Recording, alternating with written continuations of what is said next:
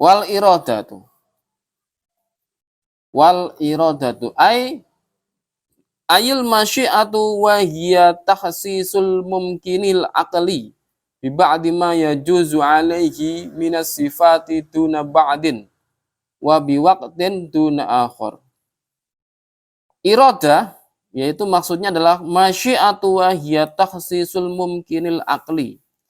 Kehendak Allah yang juga terhadap mungkin akli bi ba'di ma yajuzu alaihi minas sifat duna ba'din wa bi waqti duna akhar. Jadi kehendak Allah juga terhadap yang mungkin akli ya dengan sebagiannya. Ya. Ma yajuzu ya yang boleh alaihi minas sifat dari sifat-sifatnya duna ba'din wa bi waqtin duna akhar.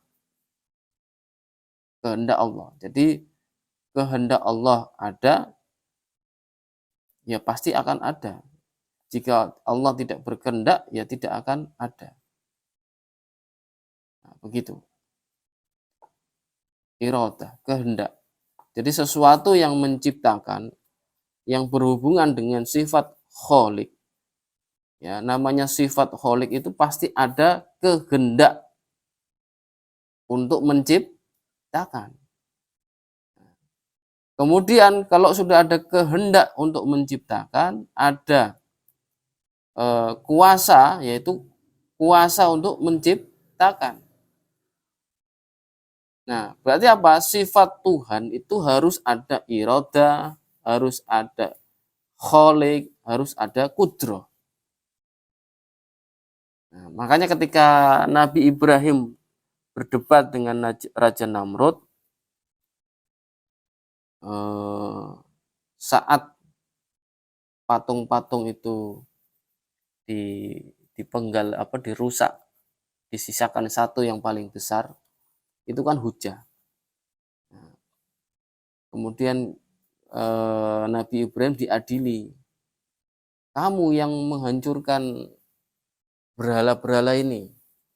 Nah, dengan hujahnya Nabi Ibrahim, bukan maksud berbohong, tidak, tapi ini hujah.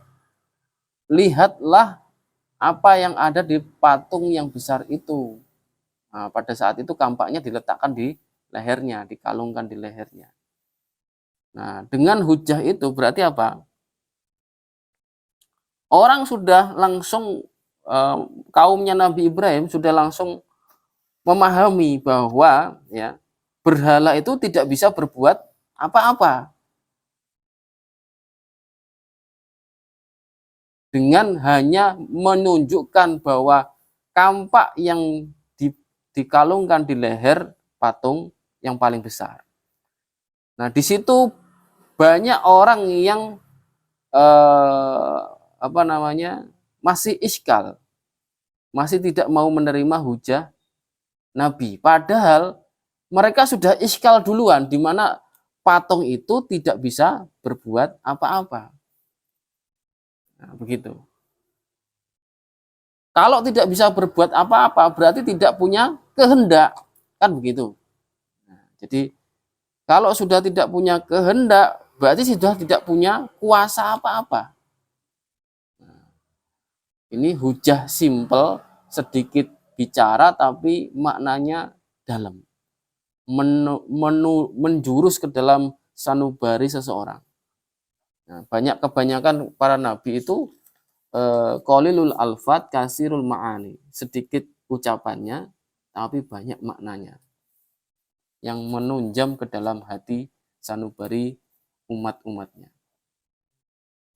Wal ilmu, sifat ilmu, ay annallaha ya'lamu kulla syai' bi'ilmihi azaliyyi ya'lamu datahu wa sifatihi wa ma yuhdisuhu mim makhluqatihi bi'ilmin wahidin syamilin likullil ma'lumati la yatajaddadu wa la yataghayyaru wa la yanqusu wa la yazidu. Al-ilmu, sifat ilmu adalah Allah Ta'ala maha mengetahui segala sesuatu dengan ilmunya yang azali. Bi ilmihi azali. Nah, ini sudah ditegaskan. Bi ilmihi azali. Berarti kalau ilmu azali apa? Ilmu yang tanpa permulaan. Ya'lamu datahu wa sifatihi wa ma yuhdisuhu. Nah, maksudnya azali apa? Ilmunya Allah, ilmunya zat Allah, wasifatnya Allah itu berbeda dengan yuhdas. Nah, wa ma yuhdisu mim makhluqat. Tidak ada pada muhdas, artinya makhluknya tidak ada. Berbeda. Wa ma yuhdisuhu, dan tidak baru. Nah, ilmunya Allah, sifatnya Allah, ilmunya Allah itu tidak baru, tidak dari tidak ada menjadi ada, tidak. Sebagaimana makhluknya tidak demikian. Ya, tidak demikian. Ilmunya makhluk itu, setiap manusia lahir itu pada umumnya, bahkan seluruhnya, bukan semuanya tapi seluruhnya. Namanya manusia itu kan ada nabi dan tidak nabi. Nah, yang kita bahas adalah bukan nabi.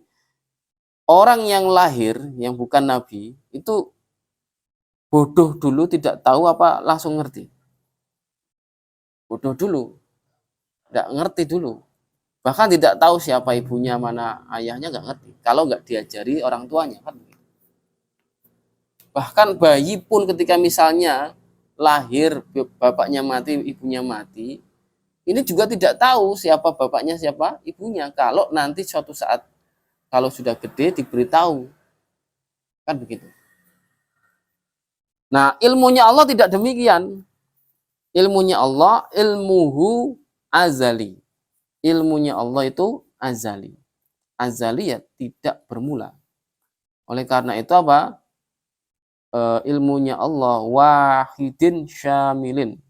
Yang tidak ada lawannya, tidak ada sekutunya, yang sempurna. Likulil ma'lumat. Ya, terhadap segala yang diketahuinya. Ilmunya Allah juga la yatajaddad, tidak berkembang. Berkembang itu ya ada baru, enggak begitu. Kalau ilmunya manusia itu ya, oh baru ngerti, oh ini baru ngerti, ini baru ngerti. Misalnya sampean berjalan nganter paket, oh coba dalan iki urung tahu, nah, kan berarti baru ngerti kan gitu. Nah, itu bukan seperti itu. Ilmunya Allah la yatajaddad, tidak berkembang seperti itu, tidak. Wala yataghayyar, tidak berubah. Ilmunya Allah juga tidak berubah. Kalau ilmunya Allah berubah, berarti bisa bermakna dari goblok menjadi pinter. Nah, Tuhan kok goblok kan? Ya mungkin, mustahil. Tidak boleh seperti itu. Apalagi wala yang kusu, tidak berkurang, wala yazidu, dan tidak bertambah. Jadi ilmunya Allah tidak berubah, tidak bertambah, tidak berkurang, tidak berkembang. Ilmunya Allah azali. Itu aja. Nah, bisa dipahami ya? Dari sini ada pertanyaan? Kalau tidak paham, bertanya saja.